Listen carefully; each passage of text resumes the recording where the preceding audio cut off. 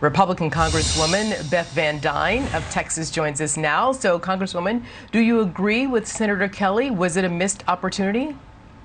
I think it absolutely was a missed opportunity. When we can't even get the czar to go down there, the border czar to go down there, and VP Harris to see firsthand what the issue is, it just seems like they're playing semantics. But he's absolutely right. There was a complete failure of leadership in being able to call out what the solution is to a problem that the Biden administration has created.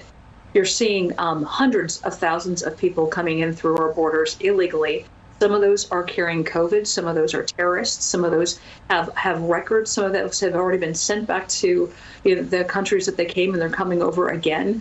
At the same time, you're seeing Customs and Border agents having to be pulled off of the miles of border that they're protecting in order to work in these detention centers, leaving and exposing and leaving our borders vulnerable to more illegal activity, including not only drugs, but also human smuggling. And as one of your previous guests alluded to, it's an industry. When we talk about human smuggling, talking to HHS agents, I know what you're saying about that, Congresswoman. I have a couple other things I want to get to, and I want to get your take on them. So I'm gonna move it along because, as you may or may not know, the New York Times is reporting that the number of children held at Customs and Border Protection facilities has dropped 83%. Now, hard numbers, that's 5,767 children compared to 954 children a few days ago. Also, the children are staying in those border facilities an average of 28 hours. That's little over a day. That's down from 133 hours, which is 5.5 days. So what's your take on this progress?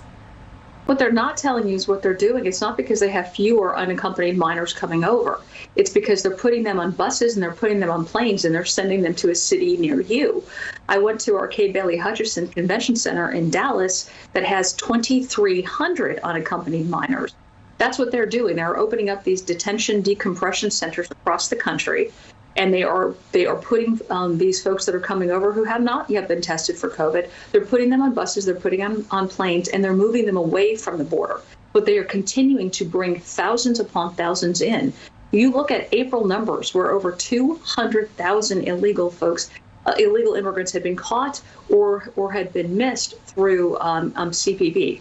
So you look at those numbers, it's not a decrease in this crisis, it's an increase. But what they're doing is they're moving it away from borders.